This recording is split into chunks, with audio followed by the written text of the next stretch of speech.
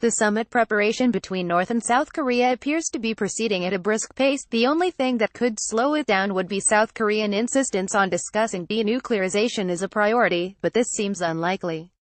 Instead, any discussion of this issue is likely to take place within a broader framework that also includes bilateral issues, e.g., family reunification, renewed tourism and economic ties, and long-term peace and security on the Korean Peninsula. But a bilateral agenda is rich enough to make the summit a success, and on the denuclearization issue, Kim may just repeat he wants it but will discuss with the US instead, and Moon should be wise enough not to push it further. The same cannot be said of the US-DPRK summit, and that is a cause of real concern. As yet, no viable concept for US-DPRK dialogue has emerged, in large part because the Trump administration's planning is based on 4 questionable presumptions. First, it was sanctions and pressure that have compelled Kim to the negotiating table. Second, at the Trump-Kim summit, the North Korean leader should present a clear plan for swiftly implementing complete, verifiable, and irreversible denuclearization, with a close deadline, like within a year. Third, the campaign of maximum pressure should be maintained until North Korea meets its denuclearization obligations. Fourth, the US should use military force to achieve this outcome if this peaceful method does not work.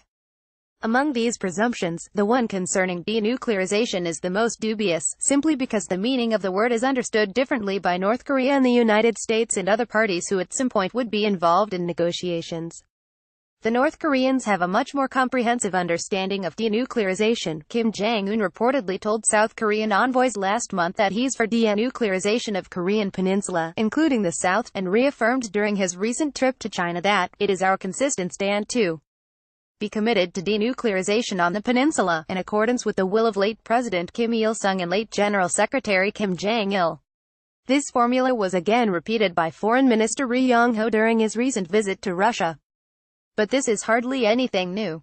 North Korea has repeatedly stated that denuclearization is a global concept and Pyongyang will relinquish its nuclear weapons in the context of complete and general nuclear disarmament. They have told Russian experts that for years, the DPRK was the only country in Northeast Asia without a nuclear umbrella, but now the situation is one of equality, and they are ready to solve the problem amicably within a regional framework. That raises the second caveat about the North's definition of denuclearization. It has stated that it could only agree to denuclearization of the Korean Peninsula and the neighboring areas if its security is guaranteed, and it is up to North Korea to decide how and when this condition has been met. As Kim said to China's national press agency Xinhua, the issue of denuclearization of the Korean Peninsula can be resolved if South Korea and the U.S. respond to our efforts with goodwill, create an atmosphere of peace and stability while taking progressive and synchronous measures for the realization of peace. This phrase was conspicuously absent in North Korean publications. If such measures are, for example, to include withdrawal of U.S. forces and denouncing U.S.-ROK alliance, that would be clearly unacceptable. My recent meetings with North Korean government representatives indicate they are seriously preparing for the dialogue and probably have developed a plan that would involve concessions and compromises based on the principle of action for action. However, the Trump administration does not yet appear to have a clear roadmap in mind, apart from the blunt demand of denuclearize or else. There is danger that without a proposal of its own to put on the table, the U.S. might get caught flat-footed against a more prepared Pyongyang. If the summit ends up as a failure, then the United States and North Korea may go back to where they were before the North launched its peace offensive in early January. Can Kim Jong-un and Donald Trump reach an agreement that would reduce tensions and the risk of war? Kim may be bold enough to use the unique chance of meeting the sitting U.S. president, a first in the history of these two countries, to declare the end to war and preparedness for CVID, thus catching the U.S. off guard and throwing the ball into Washington's court.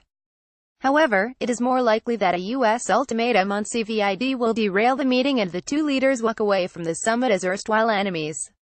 Similarly, the parties could just refrain from discussing nuclear and security issue in detail and instead agree on a public relations outcome that would enable each country to declare victory to its respective audiences. This could, for example, take the form of 2 summit deliverables. First, a joint declaration on peace and security on the Korean Peninsula based on previous statements and commitments by the two countries, such as the 1994 agreed framework, the communiqué of October 11, 2000 that resulted from a White House meeting between U.S. President Clinton and DPRK Vice Marshal Jo Myang rocks North Korea's then second man in charge, and the joint statement of the six-party talks of September 19, 2005. 1. Second, a mandate from the two leaders to their negotiators to work out the details, to allow for what would be a protracted negotiating process, providing more lasting relief from tensions. Proceeding in phases once this process begins will be key to reaching meaningful agreements. The United States and North Korea can reach incremental but significant agreements based on verifiable and irreversible mutual concessions, though falling short of complete denuclearization. The experience of US-USSR, Russia, strategic arms limitation and then reduction talks might be useful reference on this matter, as North Korea presumes it negotiates from the positions of strategic parity with the US, in the immediate neighborhood at least.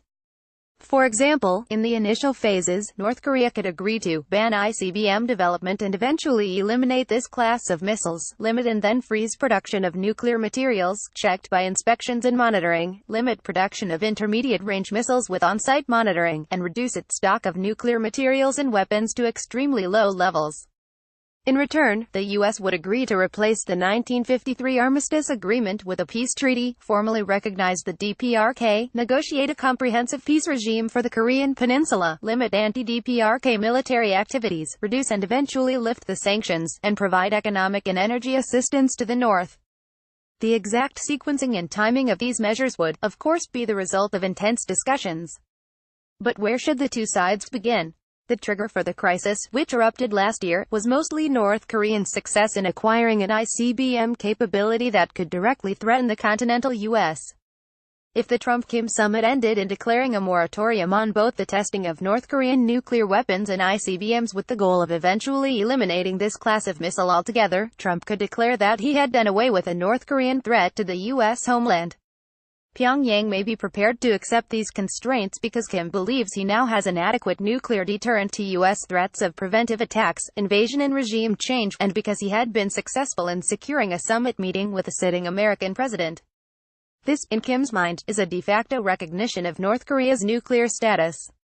To reciprocate, the United States would agree to place limits on military exercises, lift some unilateral sanctions and refrain from introducing new punishments as part of the U.S. campaign of maximum pressure, pledge an end to the U.S. hostile policy toward North Korea, set up a permanent communication channel, and maybe liaison offices in the two capitals, and agree to the goal of concluding a peace treaty that can start a lengthy action-for-action process, which seems to be the only possible way to solve the North Korean nuclear conundrum. The result may be a regional security system in the form of a mutual defense treaty, or a number of bilateral treaties with participation of the four big powers, US, China, Russia and Japan, under UN supervision. However, if a realistic roadmap is not prepared, this chance for sustainable peace will be lost again.